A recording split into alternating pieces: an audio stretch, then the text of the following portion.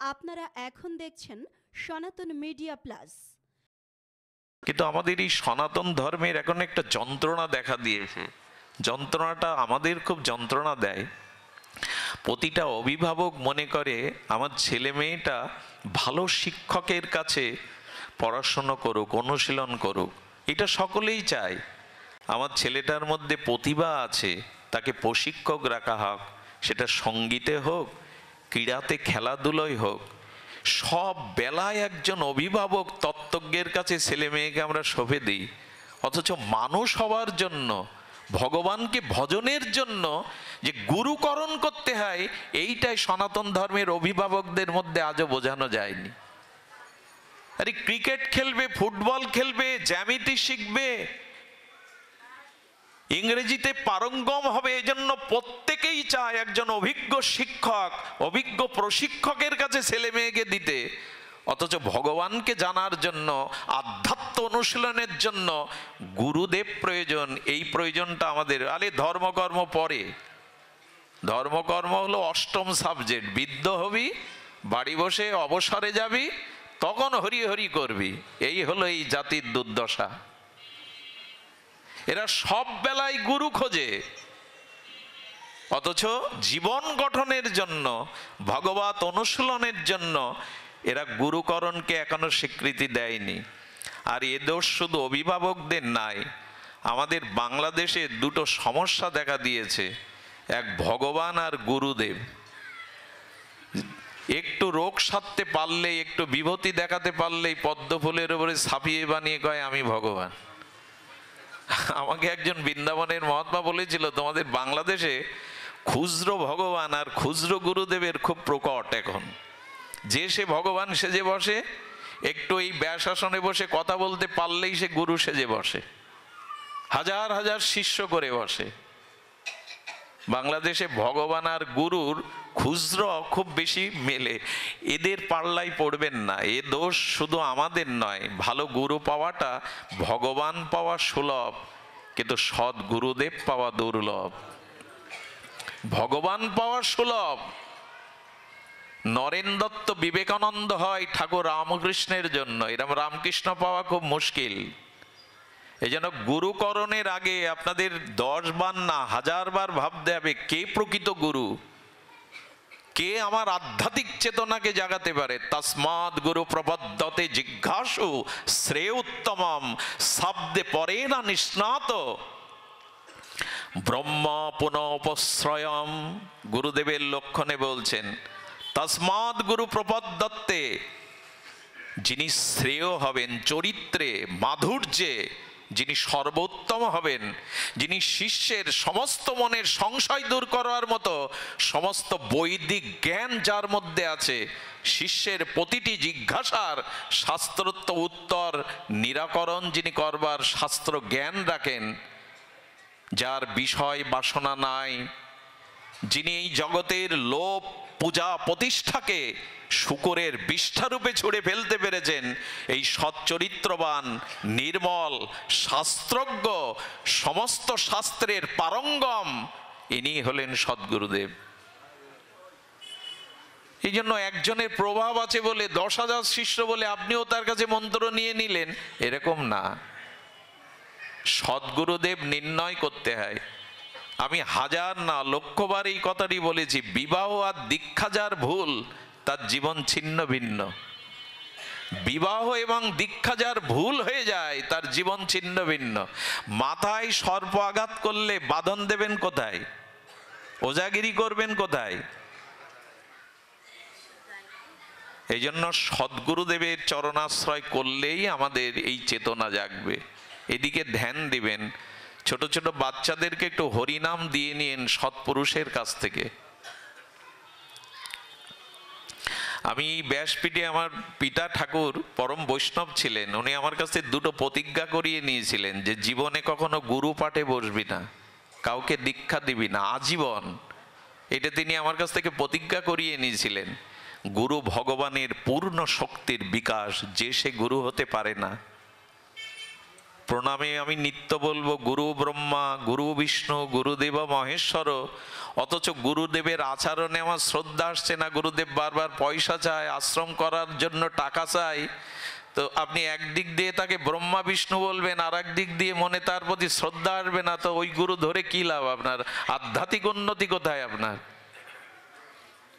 শ্রদ্ধাবান লবিত জ্ঞানাম তৎপরে সংযতেন্দ্রিয় জ্ঞানাং লব্ধা পরাং শান্তি অচিরে না অধিঘর্ষতি।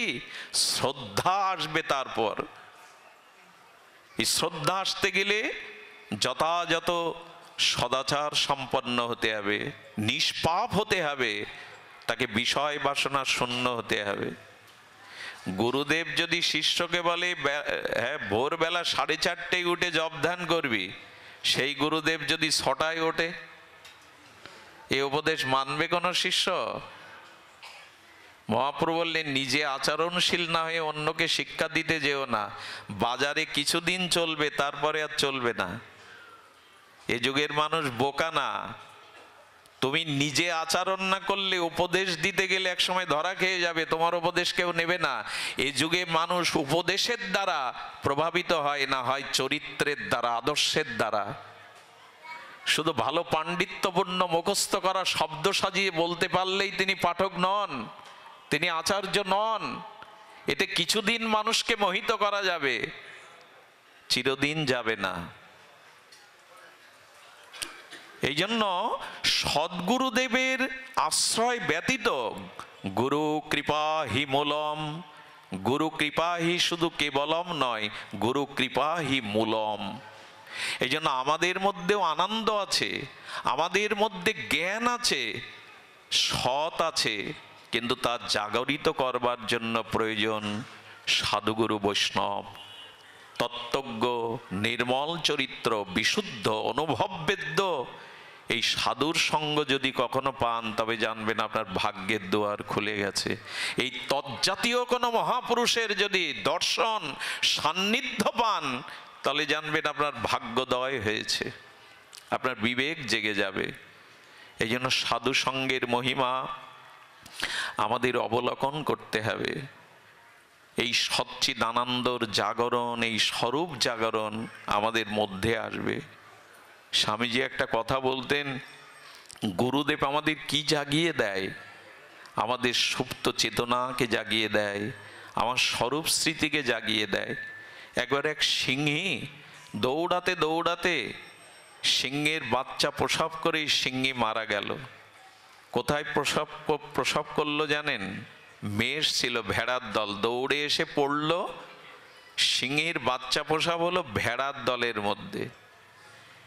এখন জন্মের পরেই ও চারিদিকে পরিবেশে ভেড়াই দেখেছিল, মেষ দেখেছিল, আর সারাদিন পর ওই মেষের দলের ভিড়ে ওদের সাথে চলে যায়। জঙ্গলে উন্মুক্ত এই মেষের দলের সাথে বেড়ে উঠতে উঠতে ওদের সাথে চলতে চলতে একসময় ওর বীর্য বিক্রম ভুলে গেল। কিছুটা যখন বড় হয়েছে, সিংহরাজ, পশুরাজ সিংহ নদীর ওপার থেকে দেখছে, আলে আমারই স্বজাতি মেষের দলের মধ্যে ম্যাও ম্যাও করছে, ওদের সাথে ঘুরছে। ও তখন কি করেছে, এই পথ থেকে গম্ভীর গুরু গর্জন শুরু করেছে, তুই দেখ, তুই মেউ মেউ করা জিনিস নয়, তুই সিংহ। কিন্তু ওই ডাক শুনে ওর চেতনা ঘুরছে না, ওর গলা সচ্ছে না। ছোটবেলাতে ওই ম্যাও ম্যাও করা অভ্যাস, ওই দলেই তো মিশেছে, ওই পরিবেশেই তো বড় হয়েছে, ওদের অনুকরণীয় করেছে। সিংহ তখন কি করলো জানেন? বীর বিক্রমে তার বীর্যবর্তা দিয়ে এসে একটা মেষকে শিকার করলো। ওর রক্ত খেতে খেতে ওর গালের ভিতরে, জিহ্বার ভিতরে কিছুটা মাংস রক্ত দিয়ে দিল। তখনই ও ঝেড়ে উঠে গর্জন করতে শুরু করলো। ঠিক প্রকৃত গুরুদেব, পরকিত মহাত্মারা যেদিন আপনার ভেতরে জানিয়ে দেবে তুমিও ভগবানের অংশ, তুমিও সচ্চিদানন্দের অংশ, এই ক্ষুদ্র দেহভোগ কাম কামনা ভোগের জন্য তুমি আসনি। মানুষ অনেক উপরে উঠতে পারে, দেবতারাও অত উপরে উঠতে পারে না। শুনে রাখুন, মানুষ যদি সৎ হয়, মানুষের যদি জ্ঞান বা চেতনা জাগ্রত হয়, দেবতারা বরণডালা নিয়ে অপেক্ষা করে তুমি ভগবানের রাজ্যে ফিরে যখন যাবে, আমরা তোমাকে সৌভাগ্যবান মনে করে আরতি দেখাবো। এই জন্য দেবলোকেও দেবতারা অপেক্ষা করে। দেবতারাও ভগবানকে প্রার্থনা করে, এই ভূখণ্ডে একটি মনুষ্য শরীর দাও যাতে তোমার ভজন করতে পারি। সেই মানুষের মানায় পরস্ত্রীর প্রতি আসক্তি, সেই মানুষের মানায় ভাইয়ের প্রতি নিষ্ঠুর ব্যবহার, সেই মানুষের মানায় স্বজাতির বিপদে হাত পা গুটিয়ে বসে থাকা। যখন আপনি স্বরূপ পরিচয় জানবেন, তখন জানবেন আপনি ভগবানের সচ্চিদান অংশ। একদিন চেতনা জাগলে কি হয় মনে পড়লো, ক্ষমা করবেন, দুর্বলতা আনতে চাই না আমি, আবেগের কথা আমি আনতে চাই না, তবু এসে যায়। ভারতবর্ষের তখন তো অখণ্ড ভারত, এই অখণ্ড ভারতবর্ষের ভারত মাতার স্বাধীনতার জন্য প্রথম শহীদ হন ক্ষুদিরাম বসু। এনার বয়স কত তখন? 18 বছরের যুবক। কত বছর বয়স? 18 বছর। ক্ষুদিরাম নামটা কেন জানেন? সে সময়ের সমাজের প্রেক্ষাপটে ক্ষুদিরামের গর্ভধারিণী সন্তান প্রসব হলে সন্তান মারা যেত। তা গ্রাম বাংলা একটা প্রচলিত সংস্কার ছিল যে মার গর্ভের সন্তান প্রসব হওয়ার পর যদি বারবার মারা যায়, তো এই সন্তানকে বাঁচানোর জন্য মাসি বা অন্য কারো কাছে বিক্রি করে দিত। এরকম একটা প্রচলিত ধারণা ছিল, থাকে তো অনেক দেশাচার লোকাচার। তো ক্ষুদিরামের মা তার মাসির কাছে 1 কেজি খুদের বিনিময়ে ওকে বিক্রি, যদি বেঁচে থাকে সন্তানটি, মার মন তো, এই জন্য ওর নাম রাখা হয় ক্ষুদিরাম। মাসির বাড়িতে ওর কাজ কি ছিল জানেন? অভাব ছিল তো ফুলের মালা মাসি তৈরি করে দিত, আর ওইটা বিক্রি করে ফেরি করে যা কিছু উপার্জন হতো মাসির সংসার চলতো। খুব বেশি লেখাপড়াও শিখতে পারেনি ক্ষুদিরাম, কিন্তু মাসি তার হাতে তুলে দিয়েছিল শ্রীমদ্ ভগবদ গীতা। বাংলায় পড়তো সে। এই গীতা পড়তে পড়তে ভগবানের প্রতি তার বিশেষ আকর্ষণ চলে আসে, তার ভিতরে চেতনার জাগরণ ঘটে। চেতনা না থাকলে 18 বছরের ছেলে কখনো দেশমাতৃকার জন্য জীবন দিতে উদ্যত হয়? আজকের কিশোরদের কি দশা দেখছেন, আমার ঘরের ছেলেদের কি দশা। ড্রাগে আসক্ত তারা, কিশোর গ্যাংয়ের অত্যাচারে দেশের ভূত ভবিষ্যৎ অন্ধকার দেখছি আমরা। এমন কাজ নেই যে তারা করছে না, ড্রাগে আসক্ত, পথহারা তারা। আজকের যুবক, এখানে একজনও যুবক নেই যারা সমাজটাকে জাগাবে, আমাদের চেতনাটাকে ধারণ করবে, এখানে একজনও যুবক নাই, যুবতী নাই। আমাদের কীর্তন, আমাদের নামযজ্ঞের আসরে কারা থাকে সামনে? কিছু মনে করবেন না, বয়োবৃদ্ধ এবং বৃদ্ধাগণ। তাদের দিয়ে সমাজ এখন কিছু পাবে না। যাদের এখানে, আচ্ছা বাসি ফুলে কেউ বাসর সাজায়? তো কথা বলুন, বাসি ফুলে বাসর সাজায়? বিকালের ঝরে যাওয়া ফুল কেউ দেবতার চরণে দেয়? কিন্তু সমাজের যুবকরাই, যারা এই জাতি সমাজকে গড়বে, তারা এখানে আসে না। আমার খুব দুঃখ হয়,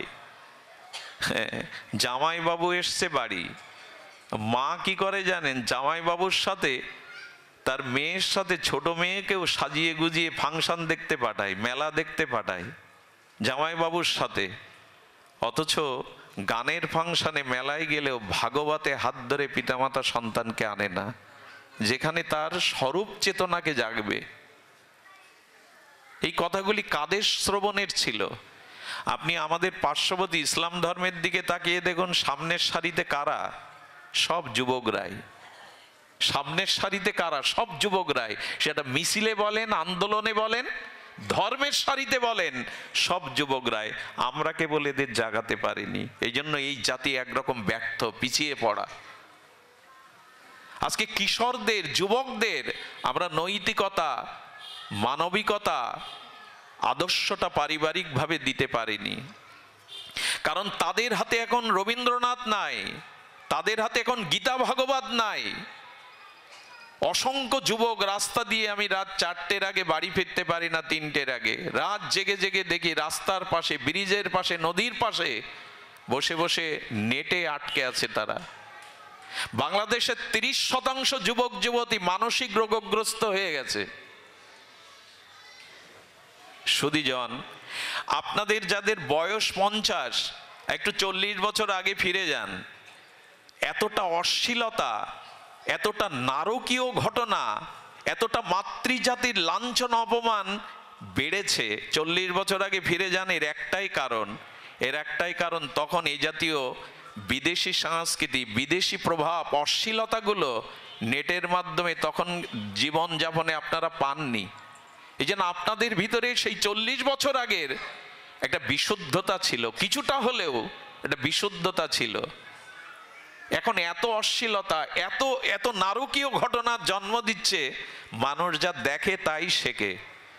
তার মানে মোবাইল বন্ধ করে দেবেন, নেট বন্ধ করে দেবেন, এটা সমস্যা না। আকাশ থেকে বৃষ্টি ঝরলে বৃষ্টি বন্ধ করতে পারবেন? উপায় কি জানেন? ছাতা ধরার। বৃষ্টি বন্ধ করার প্রয়োজন নাই তো ওটা পারবেন না, ধরতে হবে ছত্র, ছাতা। তেমনি সন্তানদেরকে সৎ দীক্ষার দ্বারা, শাস্ত্র জ্ঞানের দ্বারা সুসংস্কার দিন, যাতে বৃষ্টির মধ্যেও ছাতা ধরে তারা নিরাপদ থাকতে পারে। এই সংস্কারটাই দরকার। সেই সংস্কার কোথায় এখন? সংস্কারটা কোথায় আমাদের? সব তো ওই হই হুল্লোড় এই করেই চলছে। ধর্ম, যাগ, যজ্ঞ, অনুষ্ঠান, হই হুল্লোড় ছাড়া কি আছে? লাইট, প্যান্ডেল, হই হুল্লোড়, এই হলো একটা 4-5 দিনের একটা উৎসব হলো। চেতনার জাগরণ কোথায়? ভাগবতটা সাধারণ কোনো জিনিস নয়, এটি গল্প গাথার ঠাকুরমত ঝুলি নয়। ভাগবতের প্রতিটি অধ্যায় মানবিক চেতনা, মনুষ্যত্ববোধকে জাগাতে এসছে, স্বরূপ স্মৃতিকে। সুধীজন, এই জন্য সংস্কার দিন। ক্ষুদিরাম গীতা পড়তেন, আর এই জন্য দেশমাতৃকার শৃঙ্খল মুক্তের জন্য তার হৃদয়ে চেতনা জাগলো। ক্ষুদিরাম কি করতো জানেন? ক্ষুদিরাম এই চেতনায় হয়ে আপনারা জানেন তিনি বোমা মেরেছিলেন। মাস্টারদা বা তখনকার বিপ্লবীদের শরণাপন্ন হয়ে তিনি দেশমাতৃকার জন্য বোমা মেরে ইংল্যান্ডের 2 জনকে, সম্ভবত 2 জন নারীকে সম্ভবত হবে, কিন্তু দেশবন্ধু চিত্তরঞ্জন তখন কলকাতার হাইকোর্টের পতিচযশা উকিল, উনি বলেছিলেন একবারের জন্য মিথ্যা বলো ক্ষুদিরাম, যে বোমাটা আমি মারিনি, তোমার বয়স 18 বছর, আমি আইনের দিয়ে তোমাকে মুক্ত দিতে পারি, মৃত্যুদণ্ড তোমার হবে না। হাসি মুখে বলেছিলেন, স্যার গীতা আমাকে মিথ্যা বলতে শেখায়নি। এটা আমার জন্য গর্বের, দেশমাতৃকার জন্য। দেখুন একটা 18 বছরের যুবকের চেতনা দেখুন, এটা আমার কাছে গর্বের। মিথ্যা বলেননি তিনি। ফাঁসির রায় কার্যকর হওয়ার 1 সপ্তাহ আগে জেলের মধ্যে বন্দি দশায় ক্ষুদিরামের কাছে জানতে গেলেন তোমার কোনো শেষ ইচ্ছা আছে কিনা। এটা মনে হয় নিয়মে আছে, আইনে আছে, ফাঁসির আসামির একটা শেষ ইচ্ছা পূরণের জন্য। ক্ষুদিরামকে দেখে বললেন, ফাঁসির আসামিদের মুখে তো এত উজ্জ্বলতা থাকে না, তোমার শরীর তো ভাঙেনি ক্ষুদিরাম। আচ্ছা তোমার মৃত্যু ভয় নেই? 1 সপ্তাহ পর ফাঁসিতে ঝোলানো হবে, তোমার আদেশ হয়ে গেছে, রায় হয়ে গেছে। জেলার, আমার গীতা আমাকে শিখিয়েছে আমার মৃত্যু নেই। এই শরীরটা জামা কাপড়ের মতো বহুবার পরিবর্তন করা যায়, আমার আত্মার মৃত্যু নেই। নৈনং সিদ্ধান্তি নৈনং দহতি পাবক ন ক্লেদন্তি শোষুত মারত। আমি অজর অমর, মৃত্যুঞ্জয়ী আমি, আমার আত্মাকে কেউ মারতে পারে না। গীতায় আমাকে এই শিখিয়েছে। জেলার অবাক হয়ে শুনছে এই 18 বছরের বালকের গীতার জ্ঞান। তোমার শেষ ইচ্ছা? বললেন শেষ ইচ্ছা একটা আছে, কিন্তু আপনার আইন সেই ইচ্ছা পূর্ণ করতে দেবে না আমায়। বলে বলো না কি ইচ্ছা? কি ইচ্ছা জানো? শুনলে অবাক হতে হয়। বলেন ফাঁসির মঞ্চে কালো কাপড় আমার মাথায় দেওয়া যাবে না, কোনো জল্লাদ ফাঁসির রশি আমার গলায় দিতে পারবে না, আমি নিজেই আমার ফাঁসির রশিটা আমি গলায় পরিয়ে দেব। পারবেন এই ইচ্ছা পূরণ করতে? অবাক হয়ে জেলার তাকিয়ে বলছে, কেন তোমার এই ইচ্ছা? বলেন এই কারণে, আমি মালা বেচতে যখন যেতাম পাড়ার রাধা গোবিন্দ মন্দির দেখতাম, আর এই মালাগুলো ভগবানের গলে মানাবে বলে বারবার মন চাইতো প্রভুর গলে পরিয়ে দিই, কিন্তু ওইটুকু ছিল মাসির বাড়ির আহারের একমাত্র সংস্থান, তাই মালা আমি পরাতে পারিনি। ভেবেছিলাম যদি দেশ স্বাধীন হয়, জীবনে উন্নতি করতে পারি, রাধা মাধবকে সাজাবো। সেই ইচ্ছা তো আমার পূর্ণ হলো না জেলার। তা আমি গীতার দ্বারা জেনেছি আমার রাধা মাধব আমার হৃদয়ে আছে, আত্মারূপে আমার হৃদয়ে আছে। আমি ওই ফাঁসির রশিটাকে মালা মনে করে শেষবারের মতো আমার রাধা মাধবকে আমি গলায় পরাবো। পারবেন ইচ্ছা পূর্ণ করতে? হাসি মুখে এই কাজ করেছিলেন কোথায় গেল এই চেতনা? এই চেতনা শাস্ত্র দিতে পারে, এই চেতনা গীতা দিতে পারে। এই জন্য আজকে পদ্মার ভাঙনের মতো ভেঙে যাচ্ছে আমাদের যুবক কিশোরদের ভবিষ্যৎ, তাদের জীবন আজ ভাঙনকুলের মতো। জাগান, ফিরে তাকান, নাহলে এই জাতীয় সমাজকে তুলতে পারবো না আমরা। এ আমার আবেগের কথা নয়, আশার মাতানোর কথা নয়, এই কথাগুলো আমাদের চেতনায় আনতে হবে। চারিদিকে ক্ষয়ে ক্ষয়ে যাচ্ছে শিক্ষা, দীক্ষা, বিবাহ, কোন সংস্কারই সনাতন ধর্মের সাধারণ ধর্ম নয়। পৃথিবীর সমস্ত ধর্মের জননী এই সনাতন ধর্ম। সারা পৃথিবী তাকিয়ে আছে গীতা ভাগবতের দিকে, এরাই শান্তি দিতে পারে। গীতার একটি শ্লোক পর্যন্ত কোন দার্শনিক অপব্যাখ্যা করার সাহস দেখায়নি। গীতার একটি শ্লোক পর্যন্ত পৃথিবীর কোন দার্শনিক ভুল ব্যাখ্যা করার দুঃসাহস দেখায়নি। এই ধরার ধুলিতে স্বয়ং ভগবানের মুখনিসৃত বাণী, সেই গীতা আজ মরার বুকের উপরে দেয়া হয়। গীতা চর্চা কোথায় হয়? সুধীজন, আমার কথাগুলো একটু উত্তক্ত হয়ে যাচ্ছে, আমি আমার আবেগকে হয়তো সামলাতে পারছি না, ক্ষমা করে দেবেন। জাগান, পরিবারকে জাগান, পারিবারিক ধর্মীয় অনুশীলন শুরু করুন। এ আসরে 7 দিন 5 দিন নাম ভাগবত দিয়ে খুব বেশি কাজ হবে না যদি গৃহে অনুশীলন না হয়। আমাদের গৃহগুলো শ্মশান হয়ে গেছে, নেই ভগবানের নাম, নেই। আমার তো মনে হয় প্রতিটি গৃহে বছরে 2-4 বার ভাগবত হওয়া উচিত। সপ্তাহে একদিন পরিবারের সবাইকে নিয়ে গীতার একটা অধ্যায়, গীতার একটা শ্লোক অনুশীলন করা উচিত। এই চেতনা আমরা হারিয়ে ফেলেছি। সবশেষে বলি, ভক্তি হলো মা। ভক্তিকে মা বলা হয়, ভক্তি মা, তাই না? ভক্তিকে পিতা বলা হয় না। কেন জানেন? ভক্তিকে মা বলা হয় কেন জানেন? ভক্তি বড় নির্মল, ভক্তি বড় কোমল, ভক্তি বড় সুখময় আস্বাদ্য তত্ত্ব। সুধীজন, মায়ের বুকে যতটা স্নেহ মমতা আছে পুরুষের হৃদয়ে তা নাই। কিছু মনে করবেন না, পুরুষ একটু কঠোরই হয়, পুরুষের ভিতরে একটু কঠোরতা বেশি থাকে। তার কারণ পিতার বুকেও রক্ত থাকে, কিন্তু সন্তানের জন্য ওই রক্ত তো দুধ হয় না, মায়ের বুকে হয় কেন? একই তো তত্ত্ব, রক্ত তো একই। হ্যাঁ, রক্তের গ্রুপ আলাদা থাকতে পারে। এই রক্ত মাংসের শরীরে পিতার বুকে তো 1 ফোঁটা দুধ রচনা করতে পারবেন না। মায়ের বুক চিরে সন্তানের জন্য দুধ আসে কেন? বলে সন্তানের প্রতি মায়ের যতটা মমতা, কারণ গর্ভে ধারণ করে তো মা, প্রতিপালন করে তো মা। এই জন্য ওই মমতাটা, স্নেহটা বিগলিত হয়ে রক্ত থেকে দুধ আসে, এটা পুরুষের আসে না। এই জন্য ভক্তিকে জননী বলা হয়, ভক্তিকে মা বলা হয়। এই জন্য ভগবানের এই যে নাম, ভগবানের এই যে লীলা, ভগবানের এই যে গুণমহিমা, এটি শ্রবণ করতে করতেই ভগবানের প্রতি প্রগাঢ় একটা মমতা জন্মায়। ভক্তি আর কিছু নয়, ভক্তি পাহাড় প্রমাণ কোনো কিছু নয়। ভক্তি মানে ভগবানের প্রতি অনন্য মমতা, ভালোবাসা। ভক্তি মানে অনন্য মমতা, বিষ্ণু মমতা, প্রেম সঙ্গতা। দেবসেবা নারদ বলেছেন ভগবানের প্রতি গাঢ় মমতাকেই বলে ভক্তি। অন্য বস্তুতে মমতার অভাব, ভগবানের প্রতি গাঢ় মমতা, একে বলে ভক্তি। এই জন্য ভক্তি জননী। কেন জানেন?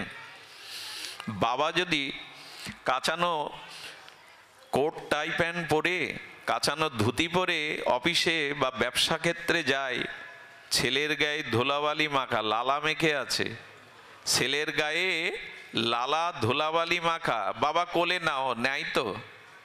আরে আরে আমার কাছে এখন আসিস না, যা মার কাছে যা। দেখিয়ে দেয় কার কাছে? মার কাছে যা। বাবা সময় ওভাবে কোলে নেয় না।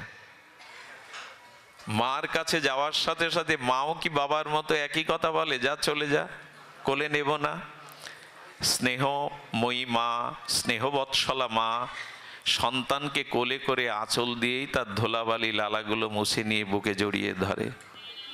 এই জন্য ভগবানের প্রতি যদি ভালোবাসা হয়, মমতা হয়, ভক্তিও আমাদের কোলে তুলে নিয়ে আমাদের পাপ আবর্জনা ধুলাবালি মুছিয়ে দেবে। ভক্তি মুছিয়ে দেয়। ভক্তি হলো মা। ভগবানের প্রতি যে প্রগাঢ় নিঃস্বার্থ ভালোবাসা, এই ভালোবাসা মমতা তো সংসারে, রূপ যৌবনে, ভগবানের প্রতি মমতা কই? এক শিক্ষিকাকে আমি চিনি, চৈত্র বৈশাখ মাসে তার ঠাকুরকে 8-10 বার জল দিয়ে আসে। আমি একদিন বলছি, মা তুমি 8-10 বার ঠাকুরকে জল দাও কেন? বলে, চৈত্র বৈশাখ মাসে যখন আমার জল পিপাসা লাগে, আমার মনে হয় আমার গোপালেরও পিপাসা লাগছে। এরে বলে মমতা। ওরও তো পিপাসা লাগে, ওটাকে কাঠ পাথর মনে করে না। আচ্ছা, এই লোহার শিকটাকে যদি আপনি আগুনের ভিতরে ফেলে রাখেন, 1 ঘন্টা পর আগুন তদাত্ত হলে এটা কি আর শান্ত থাকবে, শীতল থাকবে? এটাই তখন আগুনের ক্রিয়া করবে। তার মানে ওর মধ্যে আগুন প্রবেশ করেছে। তেমনি আপনার হৃদয়ে ভগবানের প্রতি যখন মমতা, সেবা ভাবনা আসবে, তখন আপনার স্বরূপ বদলে যাবে। তখন আর নিজের সুখের দৃষ্টি যাবে না, ভগবানকে আনন্দ দেওয়ার জন্য, সুখ দেওয়ার জন্য দৃষ্টি যাবে। এরই নাম ভক্তি, এরই নাম আরাধনা।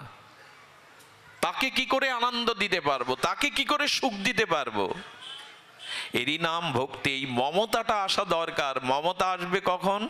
যখন তার মহিমা, তার অসমধ্য মাধুর্য গুণাবলী আপনি শ্রবণ করবেন, ধীরে ধীরে তখন আপনার চিত্তে ভগবানের প্রতি মহিমা, অনুরাগ এগুলি বৃদ্ধি পাবে। এই জন্য ভক্তি মায়ের মতো। আরেকটি কথা বলি, জ্ঞান মানে ভক্তি বর্জিত যে জ্ঞান বৈরাগ্য, এটাও বেশি দিন টিকে থাকে না। খুব ভালো করে ধ্যান দিন কথাটি। কিছু মানুষ আছে যারা ভক্তিকে পাশ কাটিয়ে জ্ঞানের এবং বৈরাগ্যের কথা খুব বেশি বলে। ভক্তির থেকে জ্ঞান বড়, বৈরাগ্য বড়। আচ্ছা বলুন তো, সন্তান জন্ম দেয় কে? মা তো। গর্ভে ধারণ করে কে? মা তো। তেমনি ভক্তি হলো জননী। ভক্তির গর্ভেই বৈরাগ্য এবং ত্যাগের জন্ম হয়, জ্ঞানের জন্ম হয়, পিতার গর্ভে না। ভক্তি যদি হয়, ভগবানের যদি অনন্য মমতা হয়, ওর থেকেই জ্ঞান এবং বৈরাগ্যের জন্ম হবে। ভক্তি আপনার জীবনে জ্ঞান বৈরাগ্য। কারণ কি জানেন? যখন ভক্তি হলো, সবার মধ্যে ভগবানকে দেখছেন, তখন কারো ক্ষতি করার চিন্তা আসবে? এই তো জ্ঞান এসে গেল। ভগবান সবার মধ্যে, তো আমি কার ক্ষতি করব, কাকে নিচ ভাববো, ছোট ভাববো কাকে? এই তো জ্ঞান এসে গেল। আর যখন ভগবানকে সুখ দেওয়ার ইচ্ছা হবে, তখন নিজের ভোগের দিকে আর দৃষ্টি যাবে না।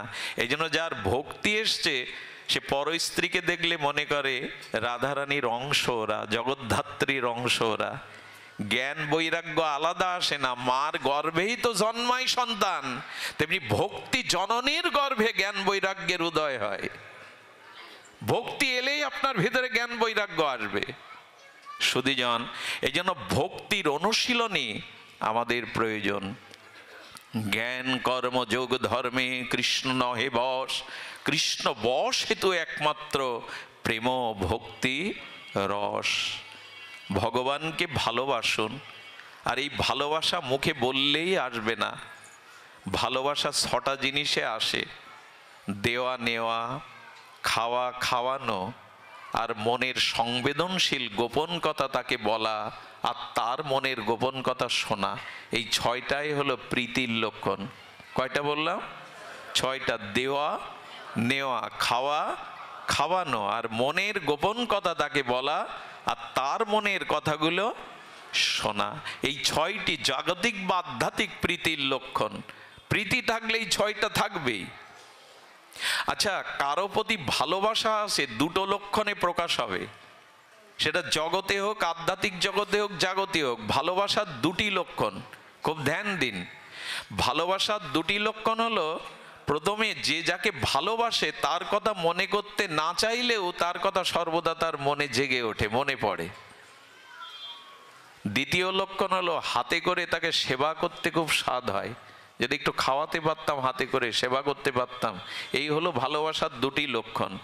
এই জন্য ভগবানকে সেবা করবার বাসনা আর তার কথা মনে স্মরণ আসা, এই 2টি যদি না আসে, জানবেন ভক্তির অভিনয় করছি, ভক্তি এখন আমার হৃদয়ে আসেনি। ভালোবাসা আছে অথচ তার কথা মনে পড়ে না, তার নাম ভালো লাগে না। কোনো কিশোর যদি কোনো কিশোরীকে মন দিয়ে দেয়, ওই কিশোরীর জন্মস্থানের নামটা সাইনবোর্ডে, খবরের কাগজে 2 বার 3 বার দেখে। তার গ্রামের নামটাও তার কাছে প্রিয় হয়ে যায়। ভালোবাসার এরকম ধর্ম। তা আপনি ভগবানের প্রতি মমতা, সেটা বোঝা যাবে ভগবানের কথা যখন আপনার প্রিয় লাগবে, ভগবানের নাম যখন আপনার প্রিয় লাগবে। এটাই ভালোবাসার লক্ষণ। ভালোবাসা এমনি এমনি মুখে বললে হবে না, তাকে সেবা করার স্বাদ জাগবে। তো আসুন আমরা এই শুদ্ধা ভক্তির স্তরে আসবার জন্য এই হরিকথা শ্রবণ কীর্তনের দ্বারা ভগবানকে একটু ভালোবাসা দেই। আর ভালোবাসা দেবেন এই কারণে, এটা আমার খুব মার্মিক একটি কথা, ভালোবাসা যদি ভগবানকে না দিয়ে অন্যদিকে দেন তবে জড় ভরতের মতো অবস্থা হবে। এত বড় মুনি, যৌবনেই যিনি রাজ্য ছাড়লেন, গৃহ ছাড়লেন, যৌবনাবতী স্ত্রী ছাড়লেন, তিনি হরিণের চিন্তা করতে করতে মরাতে হরিণ হয়ে জন্মালেন। আমাদের কি দশা হবে জানি না যদি মন ভগবানকে না দিতে পারি। মৃত্যুর সময় যদি অন্তত ভগবানের স্মরণটা না আসে, খুব বড় ভুল হয়ে যাবে। যদি মৃত্যুর সেই সময়ে ভগবানের চিন্তনটা না আসে, তখন কিন্তু বড় ভুল হয়ে যাবে। মৃত্যুকালীন চিন্তায় আমার পরবর্তী জন্মের কারণ হবে। তবে এখানে চালাকি খাটবে না। সারা জীবন চর্চা না করলে, সারা জীবন অনুশীলন না করলে, সারা জীবন ভগবানকে ভালো না বাসলে মৃত্যুর সময় তার কথা, তার নাম মনে আসবে না, আসা সম্ভব নয়।